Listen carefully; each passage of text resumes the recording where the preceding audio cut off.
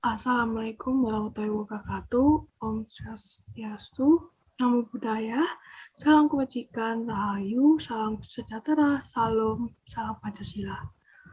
Perkenalkan, nama saya Libelda Dinatu Marahap dari kelas Matematika 2021E dengan nomor NIM 21030214039, Universitas Negeri Surabaya. Asal tempat saya dari kota Surabaya. Pada kesempatan kali ini, saya akan menjelaskan tentang materi dinamika Pancasila dalam sejarah bangsa yang diajarkan oleh dosen saya, Dr. Purbojati, Magister Sains. Yang akan saya bahas yang pertama, perjuangan perlawanan organisasi nasional. Yang kedua, perlawanan pasukan pembela tanah air (PETA). Yang ketiga, sejarah perumusan Pancasila. Yang keempat, pokok-pokok pidato I.R. Soekarno di dalam sidang BPUPKI. Lalu yang terakhir, sejarah perjuangan terbentuknya BPUPKI dan PPKI. Yang pertama, perjuangan perlawanan organisasi nasional. Pada masa pergerakan nasional, bangsa Indonesia tidak lagi berjuang menggunakan senjata tradisional yang bersifat kedaerahan, tetapi berjuang dengan menggunakan organisasi. Di mana organisasi-organisasi tersebut dipimpin oleh para tokoh terpelajar. Dipimpin para tokoh terpelajar. Dengan perjuangan tersebut, mampu menyatukan jiwa dan raga untuk melawan serta mengusir penjajah pada saat itu. Pada masa tersebut, banyak paham-paham bermunculan seperti nasionalisme dan patriotisme. Dan adanya paham tersebut mendorong lahirnya organisasi modern. Untuk pembentukan organisasinya pada masa itu, masa pergerakan nasional dibagi beberapa tahap, yakni yang pertama masa pembentukan pada tahun 1908 sampai 1920. Pada masa tersebut didirinya organisasi Budi Utomo, Masyarakat Islam, dan Indische Partij. Budi Utomo itu merupakan organisasi pergerakan nasional yang pertama yang didirikan oleh Wahidin Sudirohusodo pada 20 Mei 1908. Lalu yang kedua, masa radikal atau non-kooperasi 1920 sampai 1930. Pada masa tersebut berdiri beberapa organisasi, yakni Partai Komunis Indonesia (PKI), Perhimpunan Indonesia (PI), dan Partai Nasional Indonesia (PNI). Lalu yang ketiga, masa moderat atau kooperasi 1930 sampai 1942. Pada saat itu masa moderat atau kooperasi ini ada beberapa organisasi yang berdiri pada masa tersebut, seperti Partai Indonesia Raya Parindra, Gerakan Rakyat Indonesia Gerindo, dan Gerakan Politik Indonesia (GAPI). Lalu Budi Utomo, saya akan menjelaskan Budi Utomo. Di organisasi Budi Utomo ini menjadi pelopor perjuangan kemerdekaan dengan memanfaatkan kekuatan pemikiran, kesadaran dan pencarian mereka dirangsang oleh keberhasilan imperialisme Jepang. Juga upaya-upaya Cina di India melalui organisasi baru seperti Tionghoa Kwan, perkumpulan Tionghoa pada 1900.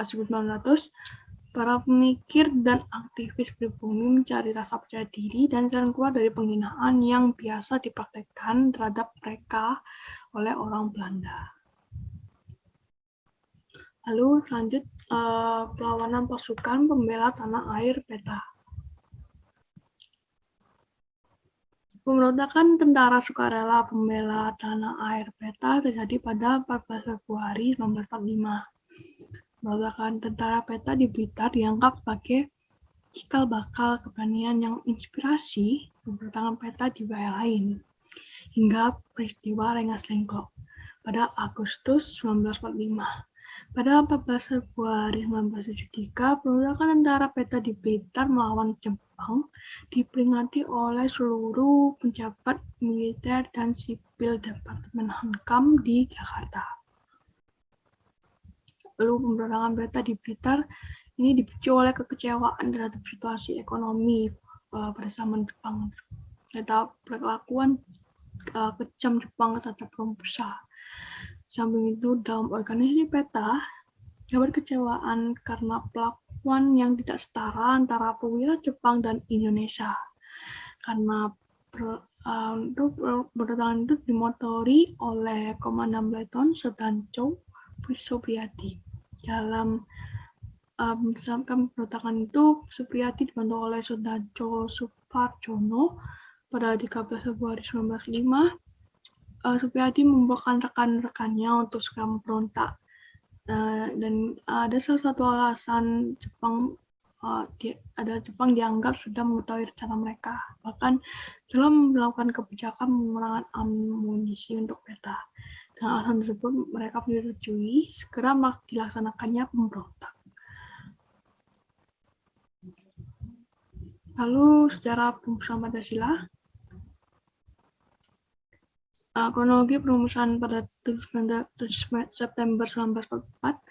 Ini proses perumusan dan pengesahan Pancasila dimulai sejak Indonesia masih dijajah oleh Jepang, dan adanya tuntutan dan desakan dari para pemimpin bangsa kepada bela negara Jepang agar segera memerdekakan Indonesia.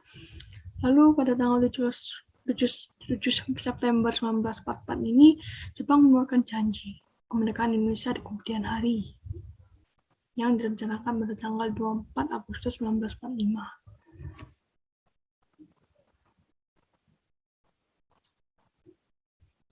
Lalu pada tanggal 29 Mei sampai dengan 1 Juni 1945 ini ada sidang pertama BPUPKI, dilaksanakan sidang pertama BPUPKI untuk mempersiapkan rancangan dasar negara Indonesia Merdeka. Muhammad Yamin mengajukan usul yang berjudul Asas Dasar Negara Kebangsaan Republik Indonesia. Dan beberapa tokoh-tokoh lain yang juga turut memberikan ide seperti Supomo, Dahlan, dan Muhammad Hatta. Lalu pada proses perumusan Pancasilanya pada tanggal 29 Mei sampai dengan 1 Juni 1945, yang pertama 29 Mei 1945 diusulkan oleh Muhammad Yamin. Yang pertama Pri Kebangsaan, 2 Pri Kemanusiaan, 3 Pri Ketuhanan, 4 Pri Kerakyatan, dan 5 Kesetaraan Rakyat. Lalu Supomo pada tanggal 31 Mei 1945, yang pertama 1 Persatuan, yang kedua kekeluargaan, ketiga keseimbangan lahir dan batin, 4 musyawarah, dan kelima keadilan rakyat. Lalu Ir Soekarno 1 Juni 1945, 1 kebangsaan Indonesia, 2 internasional atau Pri Kemanusiaan, 3 mufakat atau demokrasi, 4 kesejahteraan sosial, 5 ketuhanan yang Maha Esa. Lalu pengesahan Pancasila Dasar Negara Republik Indonesia. Sidang pleno dimulai pukul 11.30 siang, membahas rancangan hukum dasar termasuk rancangan preambul hukum dasar untuk ditetapkan menjadi UUD, termasuk pembukaan Undang-Undang Dasar suatu negara yang telah merdeka pada tanggal 17 Agustus 1945. Lalu melakukan beberapa penyempurnaan yang sebelumnya merupakan rancangan pembukaan yang termuat di dalam Piagam Jakarta. Nah, ini adalah rumusan dasar negara yang sebelum disempurnakan. 1. Ketuhanan dengan kewajiban menjalankan syariat Islam bagi pemeluk-pemeluknya. 2. Kemanusiaan yang adil dan beradab. 3. Persatuan Indonesia. 4. Kerakyatan yang dipimpin oleh hikmat kebijaksanaan dalam permusyawaratan perwakilan. 5. Keadilan sosial bagi seluruh rakyat Indonesia. Bedanya adalah di sila yang pertama ya. Yang sekarang adalah ketuhanan yang Maha Esa. Yang ini ketuhanan dengan kewajiban menjalankan syariat Islam bagi pemeluk-pemeluknya. Lalu penjelasan berikutnya, pokok-pokok pidato Ir Soekarno di dalam sidang BPUPKI. Nasi pokok-pokok pidato Ir Soekarno setelah mengutarakan usulan mengenai rumusan dasar negara tersebut, Soekarno melanjutkan pidato, apabila ada yang tidak menyukai bilangan 5, Pancasila tersebut diperasnya menjadi trisila atau tiga sila. Tiga sila itu terdiri dari sosio-nasionalisme, sosiodemokrasi, dan ketuhanan yang Maha Esa. Lalu jika tidak menyukai bilangan 3, maka trisila tersebut diperasnya menjadi satu sila, eka sila, atau yang disebut dengan gotong royong. Soekarno beranggapan bahwa gotong royong ini merupakan ciri khas dari bangsa Indonesia. Soekarno menginginkan semua sila pada Pancasila ini dilandasi dengan gotong royong. Namun Soekarno menyerahkan semua keputusan kepada peserta sidang, mau pilih Pancasila, Trisila, ataupun gotong royong. Akan tetapi Soekarno tetap lebih memilih Pancasila. Lalu ada beberapa para ahli yang setuju dengan pendapat Soekarno, namun ada yang tidak. Nama para ahli yang setuju yaitu Muhammad Yamin, Sudirman Kartohadipradja, Notonegoro Soeharto, Roslan Abdul Ghani, Ki Hajar Dewantara, dan Muhammad Hatta. Pihak yang tidak setuju antara lainnya Nugroho Noto Susanto dan Sunoto. Lalu yang terakhir, sejarah perjuangan terbentuknya BPUPKI dan PPKI. Pembentukan BPUPKI ini pengumuman janji kemerdekaan oleh Perdana Menteri Castro pada tanggal 7 September 1944. The Japanese Empire hereby announced the future independence of all Indonesian people. Artinya, Kekaisaran Jepang dan ini mengumumkan kemerdekaan pada masa yang akan datang bagi segenap bangsa Indonesia. Dengan maklumat Kunseikan tanggal 29 April 1945, secara resmi dibentuk suatu badan penyelidik usaha-usaha persiapan kemerdekaan Indonesia atau BPUPKI. Dalam bahasa Jepangnya disebut Dokuritsu Shunri Chosakai. Ketua BPUPKI yaitu Dr. KRT Raditman Wedyodiningrat. Dan ada ketua mudanya, ada yang dari Indonesia dan Jepang. Yang Indonesia RP Suroso dan yang orang Jepang Ichi Bangkase. Ada anggota BPUPKI antara lainnya IR Soekarno, Muhammad Yamin, Dr. R. Kusuma Atmaja, R. Abdul Rahim Pratalikrama, R. Aris Jadwahantoro, K. Bagus Hadi Kusuma, MPH Bintoro, Akam Muzakir, PPHP Porobojo, dan masih banyak lagi. Sekitar ada 60 anggota BPUPKI. Lalu pembentukan BPKI pada tanggal 1 Juni 1945 dibentuknya panitia kecil yang diketuai oleh IR Soekarno, dan ini BPKI ini adalah pengganti BPUPKI.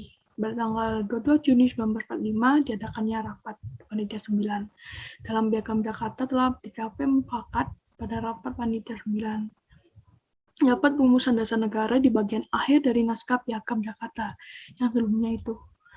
Nah, BPKI dibentuk pada tanggal 9 Agustus 1945. BPKI adalah badan pembentukan pemerintahan Jepang, tapi bukan alat pemerintah Jepang. Kenapa? Karena BPKI bekerja sesudah Jepang tidak berkuasa lagi. BPKI bekerja atas dasar keyakinan, pemikiran, dan caranya sendiri untuk mencapai kemerdekaan Indonesia. Dan BPKI merupakan suatu badan pewujudan perwakilan rakyat Indonesia. Jadi tidak ada campur tangan Jepang ya. Ketua BPKI diketuai oleh IR Soekarno dan wakil ketuanya Dr. Muhammad Hatta. Lalu untuk anggota BPKI-nya, yang pertama Dr. Raditman Wedyodiningrat, kedua Ki Bagus Hadikusumo, 3 Oto Iskandar Dinata, 4 Pangeran Purbojo, 5 Pangeran Sorjo Hamojojo, 6 Sutarjo Kartohadjojo, 7 Profesor Dr.